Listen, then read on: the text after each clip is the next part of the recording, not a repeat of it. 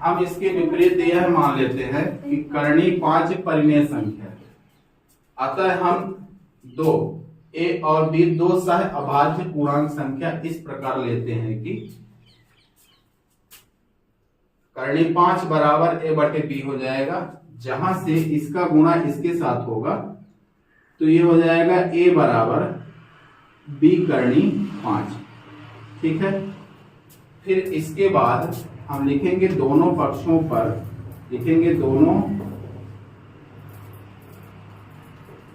पक्षों में 2 का वर्ग करने पर। जब हम दोनों पक्षों में 2 का वर्ग करेंगे तो a बराबर b करनी 5 है, इसका मतलब इसका वर्ग और इसका भी वर्ग, तो ये हो जाएगा a स्क्वायर बराबर b स्क्वायर और करनी हो जाएगा 25, a स्क्वायर बराबर 25 को तोड़ेंगे तो एक तो 5 आएगा, 5b स्क्वायर आ जाएगा। ठीक है, अब जब 5b स्क्वायर आ जाएगा तब लिखेंगे अतः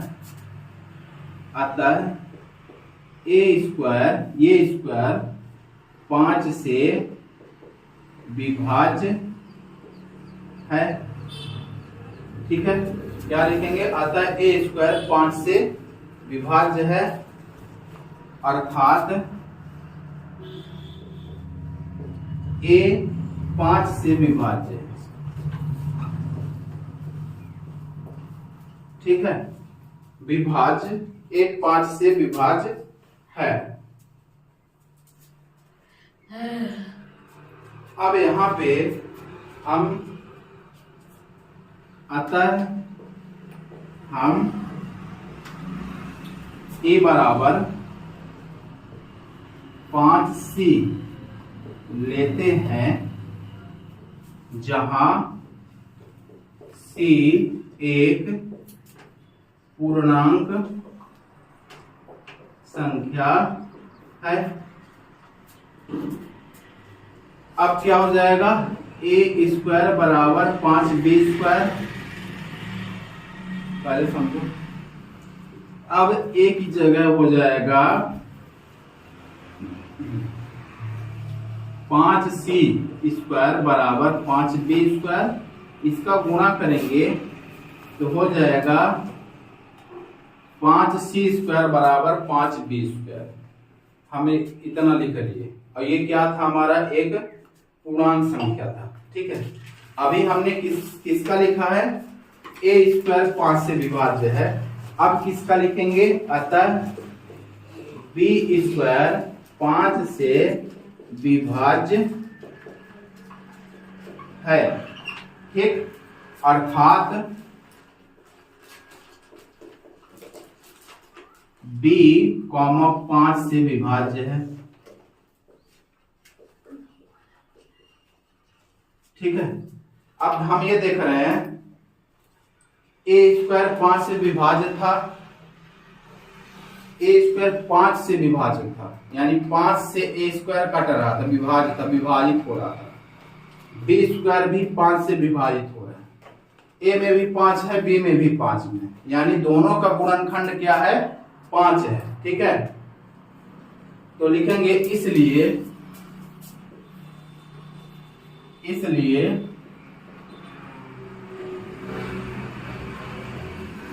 a और b, इसलिए a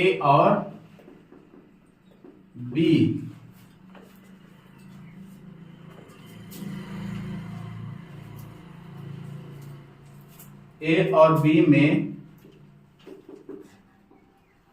कम से कम एक उभयनिष्ठ गुणनखंड क्या है, 5 है। a में भी 5 था और b में भी 5 था, इसलिए a और b में कम से कम एक उभयनिष्ठ गुणनखंड 5 है। लेकिन यह इस तथ्य से विरोधाभासी है कि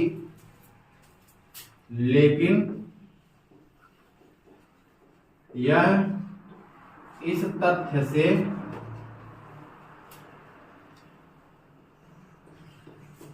विरोधाभासी है कि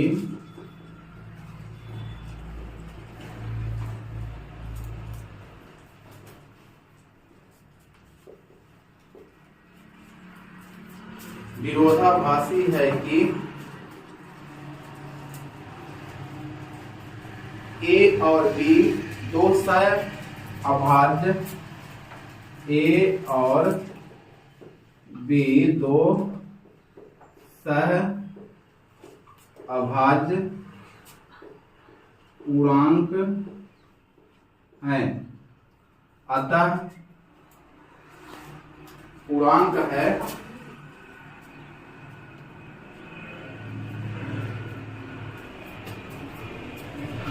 यह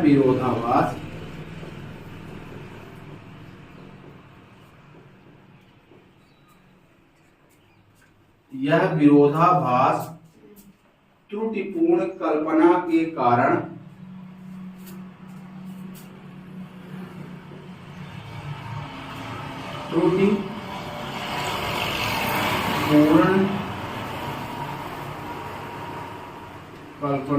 कारण हुआ है। अतः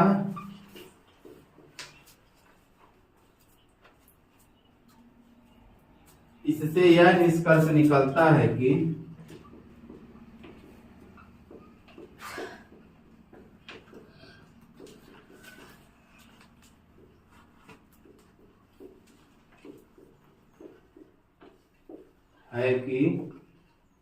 करणी 5 अपरिमेय संख्या है।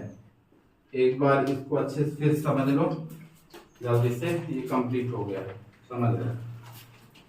प्रश्न क्या बोल रहा था कि हम इसके प्रश्न बोल रहा था कि करणी 5 एक परिमेय संख्या है। क्या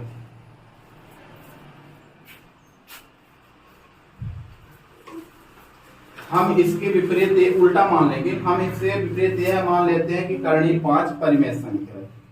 अब दो हम सह अभाज्य संख्या लेंगे ए और बी। जब हम कोई अलग से संख्या लेते हैं तो उसको पूर्णांक बोलते हैं। तो यहाँ पे हम ए और बी दो सह पूर्णांक संख्याएं इस प्रकार लेते हैं कि करणी 5 बराबर ए बटे बी। यहाँ पे बी का गुणा इसके साथ हो जाएगा करणी 5 के साथ, तो a बराबर हो जाएगा b करणी 5।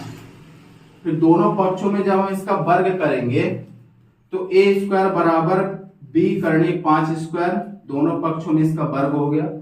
जब a का गुणा 2 बार किए तो a स्क्वायर हुआ, और हम जब b का गुणा 2 बार किए b स्क्वायर हुआ। करणी 5 का गुणा 2 बार किए 5 25 हो गया। a स्क्वायर बराबर 5b स्क्वायर हो गया, गुणा 2 बार करने पर 5 चीज को हम तोड़ेंगे तो एक तो 5 आएगा। अतः a स्क्वायर जो है तो 5 से विभाज्य है, a स्क्वायर 5 से विभाज्य है और b स्क्वायर भी 5 से विभाज्य है। तो अतः a स्क्वायर 5 से विभाज्य है, अर्थात a भी 5 से विभाज्य है। अब a बराबर हम c मान लेते हैं, तो जहां पे a था उसकी जगह हम c रख देंगे। तो यहाँ पे a था, इसकी जगह हमने क्या रखा है, c रख दिया, तो 5c हो गया। अतः हमने क्या लिखा था, a स्क्वायर 5 से विभाज्य है। उसके बाद क्या लिखेंगे, b स्क्वायर 5 से विभाज्य है। हमने लिखा था a करणी 5 से विभाज्य है, यहाँ क्या लिखेंगे, b 5 से विभाज्य है। ठीक है, इसलिए a और b में कम से कम एक उभयनिष्ठ गुणनखंड। गुणनखंड का मतलब एक ऐसा फैक्टर है जो दोनों संख्याओं को क्या कर रहा है, विभाजित कर रहा है। एक ऐसा गुणनखंड है जो दोनों संख्याओं को विभाजित कर रहा है। तो पहले b में क्या है, 5 है जो विभाजित कर रहा है, a में भी क्या है, 5 है जो विभाजित कर रहा है। इसलिए इसमें लिखा कम से कम एक गुणनखंड है जो विभाजित कर रहा है, और वो क्या है, 5 है। लेकिन यह तथ्य से विरोधाभासी है कि a और b दो सह अभाज्य पूर्णांक हैं। यह विरोधाभास त्रुटिपूर्ण कल्पना के कारण हुआ। ये हमने गलत धारणा बना लिया कि विरोधा मतलब यह विभाजित हो जाएगा। ठीक है, और वो हमारी कल्पना के कारण हुआ, वो हमारी गलती के कारण हुआ कि हमने मान लिया। अतः इससे यह निष्कर्ष निकलता है कि करणी 5 अपरिमेय संख्या है।